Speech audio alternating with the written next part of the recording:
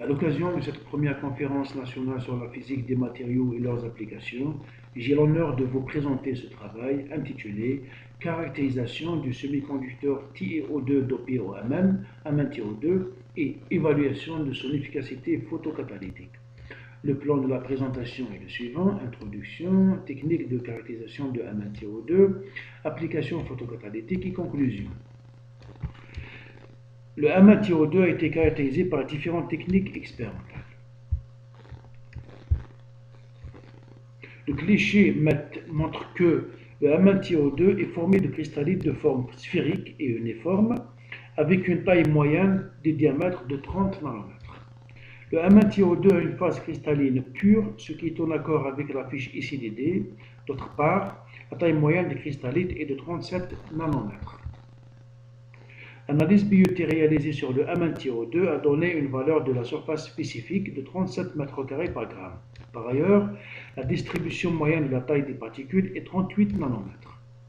Ce résultat est en accord avec l'analyse MEB et DAX. L'analyse par spectroscopie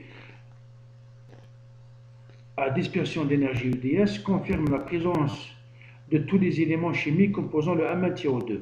L'analyse montre aussi que le Hamann TiO2 a été dopé avec 1% de manganèse. La FRX a donné les proportions atomiques suivantes: 1% de Hamann, 98,8% de TiO2.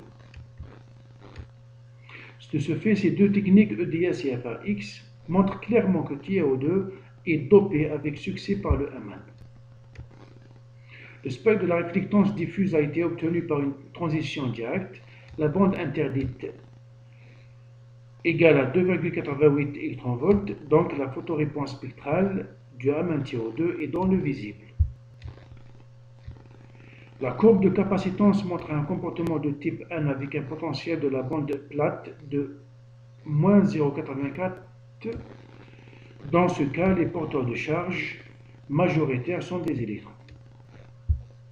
Pour l'application du Hamann TiO2 à la photodégradation de la Boxol, la figure suivante représente l'évolution de la dégradation du polluant lors de la photolyse, adsorption et photocatalyse.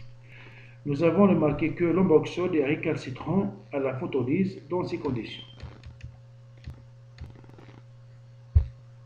La cinétique de photodégradation suit un pseudo-premier ordre. En conclusion, le Hamann TiO2 a été caractérisé par différentes techniques expérimentales afin d'obtenir des informations concernant sa morphologie, sa composition chimique et sa structure. Les résultats obtenus par ces différentes techniques utilisées ont confirmé les propriétés structurales, morphologiques et optiques de ce photocatalyseur, intéressantes pour des applications photocatalytiques. L'efficacité photocatalytique de ce Hamann TiO2 a été déterminée sous irradiation UVA. L'étude cinétique de la photodégradation de Boxol a été entreprise par analyse HPLC et DAD. La cinétique de dégradation obéit à un modèle de pseudo-premier ordre. Merci de votre attention.